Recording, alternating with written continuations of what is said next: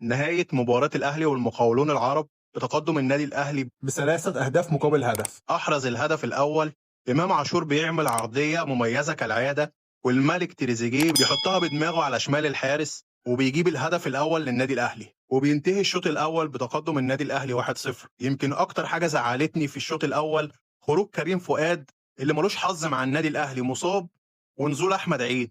الواد ده ملوش حظ مع النادي الاهلي خالص، بالله عليكم تدعوا له ان ربنا يشفيه، والله العظيم انا زعلان عليه كانه واحد من اهلي. اما في الدقيقه 56 من الشوط الثاني وفي غفله من دفاع النادي الاهلي ومصطفى شوبير، لاعب المقاولين العرب احمد بن باهيه قدر يحقق هدف التعادل، لكن حكم المباراه الغى الهدف. وبصراحه انا شايفه قرار شجاع جدا ان حكم المباراه يصر على رايه بالغاء الهدف، لان بالرجوع الى غرفه الفار اكتشفوا فعلا ان الهدف غير صحيح وان في حاله تسلل واضحه جدا، وكده كان قرار الحكم سليم جدا في الغاء الهدف.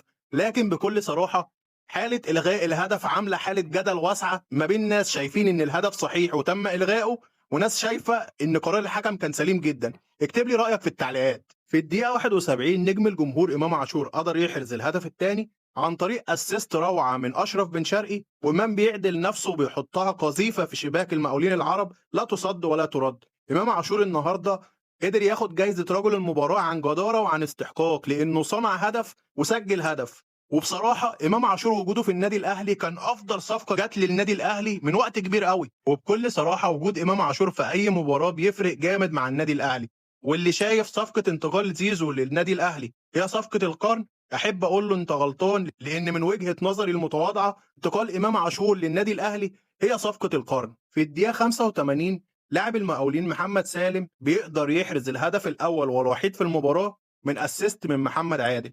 اما في الدقيقه الخامسه من الوقت البدل الضايع حسين الشحات دخل في الزحمه وقدر يسجل هدف ثالث للنادي الاهلي عن طريق هدف عكسي باقدام ابراهيم القاضي لاعب المقاولين العرب، لان الكوره خبطت في ركبه ابراهيم القاضي ودخلت جون. كان في حاله طرد للاعب مصطفى جمال لاعب المقاولين العرب وبرضه عليها جدل واسع، لكن انا شايف قرار الحكم صحيح انه عطل لعبه حاسمه كانت مع اشرف بن شرقي. اكتب لي رايك في التعليقات. وبكده تنتهي المباراه بتقدم النادي الاهلي بثلاث اهداف مقابل هدف واحد.